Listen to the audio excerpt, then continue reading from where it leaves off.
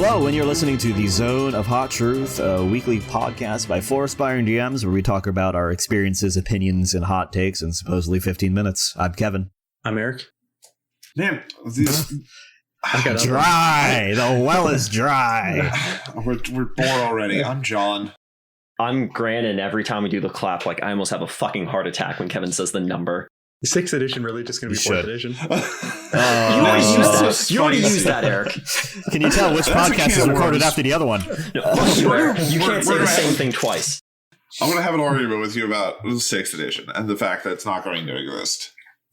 Jesus Well, Christ. we have our next fucking topic, apparently. Right? Yeah, there it is, right there. Here we go. All right, so... Yeah, it's always been a can of worms. That's actually the thing. Already wasted a minute. What we're going to be talking about today is, again, I think not a true debate. It's going to be us kind of discussing something I think a lot of DMs have handled in their campaigns is the idea that motivation will wane, right? So how do people actually go about handling that? And I think that will probably come in different forms. So who wants to start us off? I think the first thing that I do is the minute I'm starting to feel my energy towards running a specific game ebb, I look to my players.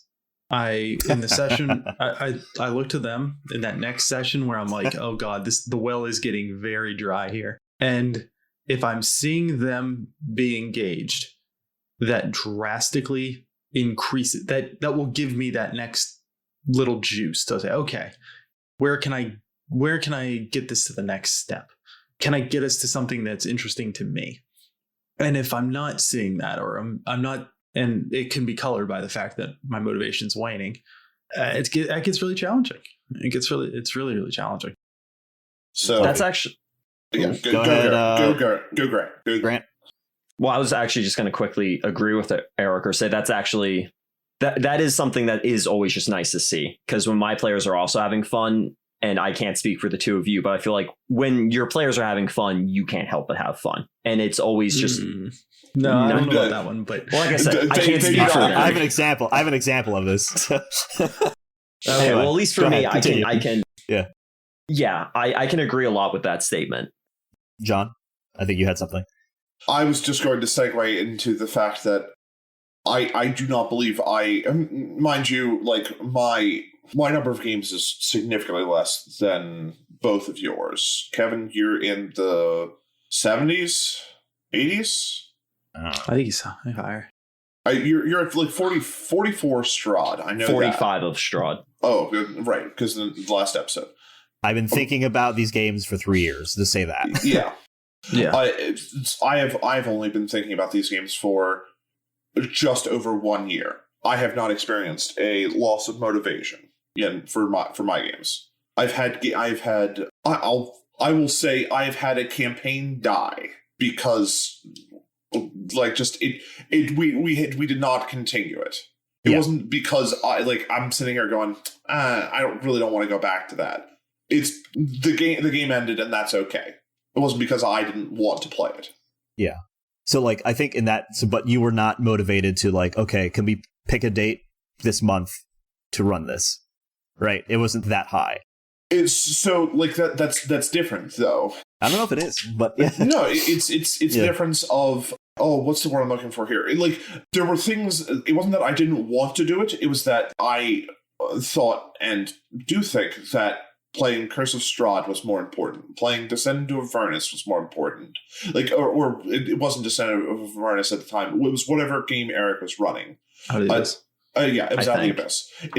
It wasn't that like, mine, I don't want to do this. It was that I want to do these other things more. If we had defeated Strahd and the next week there was nothing to do, I would have said, sure, absolutely, let's do this, let's play. It wasn't that I did not want to do it. It was that there were other higher priority things for me. Yeah. I think what I'm getting at, too, is like, because I think this is one of the more interesting things. Because you've decided to end it rather than I'm going to hold this. I'm excited to run this in the future, right? As a thing, like your motivation has dropped to continue planning for that, right? Yes, I have. I'm not planning on ever running it again because in that scenario, we could go back to that world and that would be fine.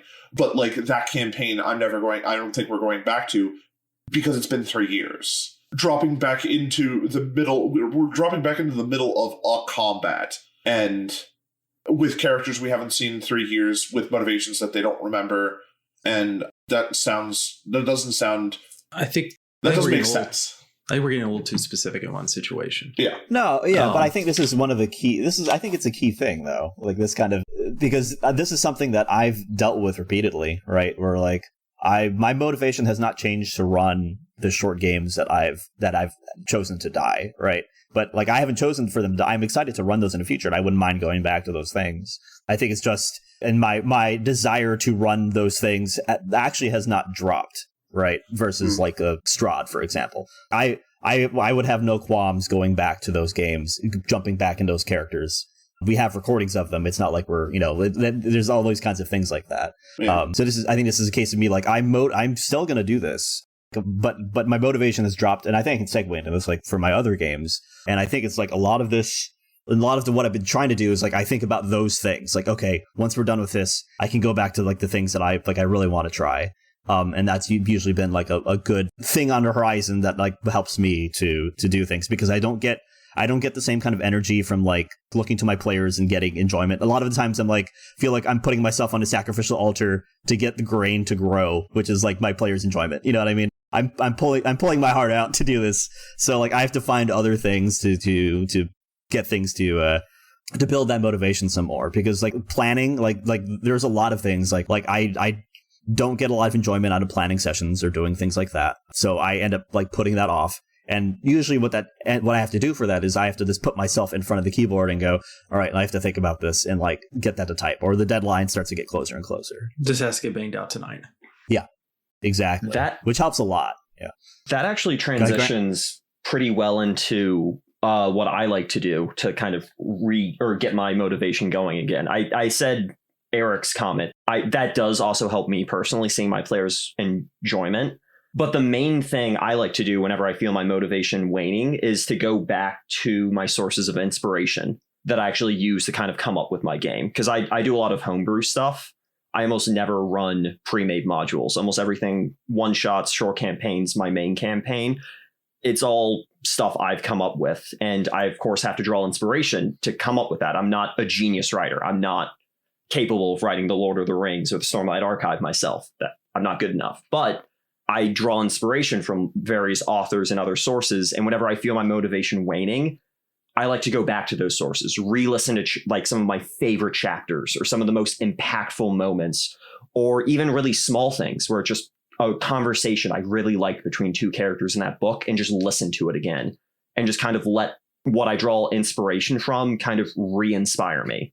Because it makes writing so much easier, because then I can just take that energy and those emotions I got from that source material, and it just jumpstarts me. And now I remember why I wanted to have this story arc. It's because I'm trying to build towards a similar payoff, not steal it, but I'm trying to achieve a similar thing, and I'm using stuff that I just enjoy.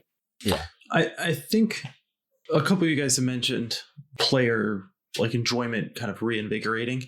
It's less that player enjoyment reinvigorates me. It doesn't allow my lack of motivation to descend further. It's the best way of saying it. It's a flotation device, not a boat. Yeah. It's my motivation most of the time goes down because, and this is because, and I've run a lot of fifth edition, and running fifth edition to me now is just, it does not seem as intellectually interesting. So when I'm not interested in messing around with the bones of the thing, trying to add like the meat on top of it, all the interesting NPCs or whatever, it kind of falls flat. But if I know, okay, this will pay off, and I can get excited through that can help spark something. But gosh, it gets harder and harder to want to put the spices on top of the bone, on top of that core. Yeah, who does cooking that? Spices on the bone. My cooking analogies are terrible, but the point essentially is the Mexican seasoning on top of the rice. Oh my god! The big thing is the flavor packet.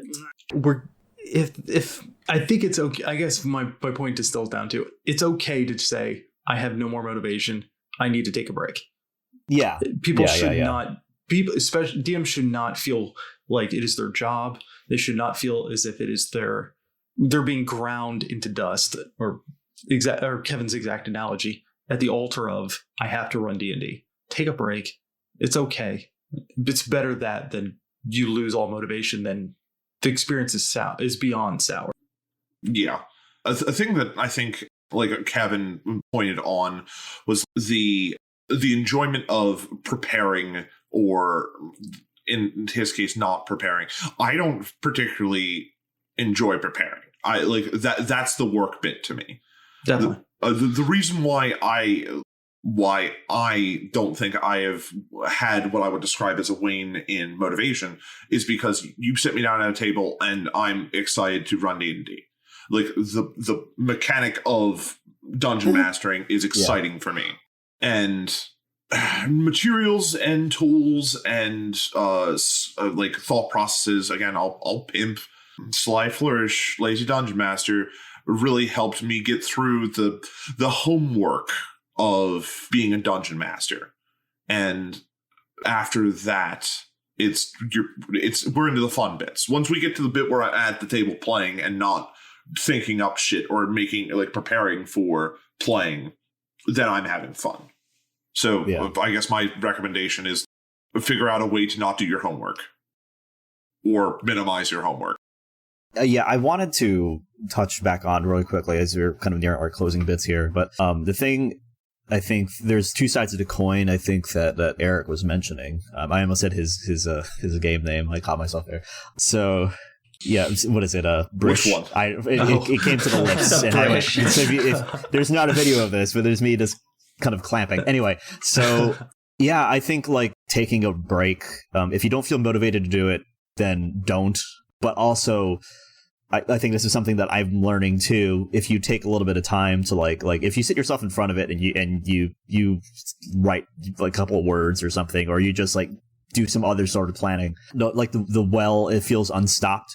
Like, so, this is not all the time, but often it'll be like, as long as I'm there, like in my butt is in a chair and hands on keyboard, something might come out of it at the very least. So there's like a tug of war between those two things of like, if you're not having fun, stop, but also consider as soon as you start, you'll find the flow to like do other things, like within that planning step. And I found that useful to begin with. And I wanted to also touch on, I think Grant was mentioning, where like, yeah, I think a lot of times I'll feel stuck in something and then I will like listen to something like, oh, okay, I like this connection. This is something I can kind of spin off of. And I think that's useful as well.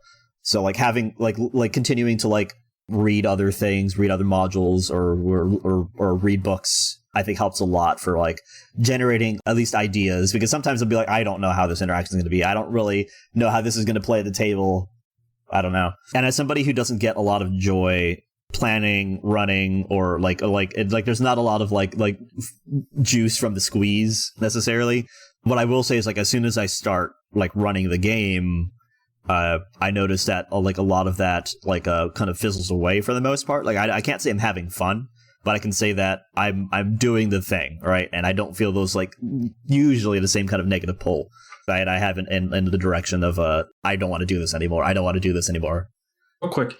Yeah. Two things. One is running the game. I think that is like the best expression for DMing, as far as it's just so evocative. I just love that expression. What are you doing? I'm running the game. Yeah. The other thing is, and this is definitely a can of worms, but I think this is a good idea for us to raise the flag now. How many of us actually enjoy prepping? Do any of us? I do not. More often than not, I actually enjoy prepping. I have fun with it. I hate it. John? It's the work. It's like running the game. Not a lot of work. Preparing for the game. That's where all the mental energy goes. I think that's where a lot of the lack of motivation comes from, is doing that work part. Maybe is feeling like it's work. And yeah, totally. It's hard to change that. I think like I really want. I think this is the last thing, because I'm hoping Edding will cut this down. But like I think like there are other tactics that I haven't tried, which I've been kind of more like reticent to actually like do. But things like planning, like having like writing groups, like where you sit down and like work through things together, I think is like a good motivator for like a lot of people. It depends upon the nature of that. Like I think I tend to clash with the other 3 DMs here, so I don't know if I'm in that camp. Yeah, like totally. clash. Yeah. Oh no! Anyway. It's the bowl of salt. That's why. That's me. This is just me. So like I'm offering this as a technique for other people that I think is good for them. Anyway, like leaving that spicy note here. That was spicy. So That is spicy. yeah, I don't like it. So I think the last thing that we'll leave off with is let's go ahead and just talk about like what is one way, right? And you think you can get like yourself to be motivated to actually handle any of this, and let's try and do it again in a tweet. So 140 characters or less, or in case of last episode, ascending, but I think that's too strict. Yes. One way I think you could help your waning motivation is to talk to your not just talk to your players, but take a break, take a week off. And if after that week you are still not interested, take another week off. If you're still not interested at that point, it's okay to say this isn't going to get finished. Better that than you to feel like you're doing it, you're going through the motions, because that's going to hurt future motivation. I get shit for taking a long time. Hello. What? I use Twit longer. I'm good. Oh, okay. Gotcha. Oh my God. You buried it in a couple threads. It's fine. So minimize, find a way to minimize your work so that you're just getting to the bits that are fun for you, and find the bits that you enjoy so that you are like focusing on doing those. For mine, don't be afraid to go back to what inspired you in the first place, whether it be a book, a movie, a TV show, or even another campaign that you're just borrowing from, like another pre-made, because that oftentimes can re-energize you and remind you why you were interested in setting up your game in the first place. Two-parter, I think, and this is related to what Grant is saying. So one, I think, do other things, because in those other things you can find your muse, right? Not necessarily something that inspires you. And then two, actually just sitting down and trying to do the thing will usually cause, like, again, the dam to unstuck, right? And the water to flow. Okay? I mean, that's it. So 10 things off here. So you can reach us primarily through Twitter. So Zone of Hot Truth. That's pretty easy to find there. And you can find other methods of communication through Anchor. So find your style. We would love to hear back from everyone. And so I think the last thing I'll leave everybody off with is thank you for listening, and keep rolling those dice.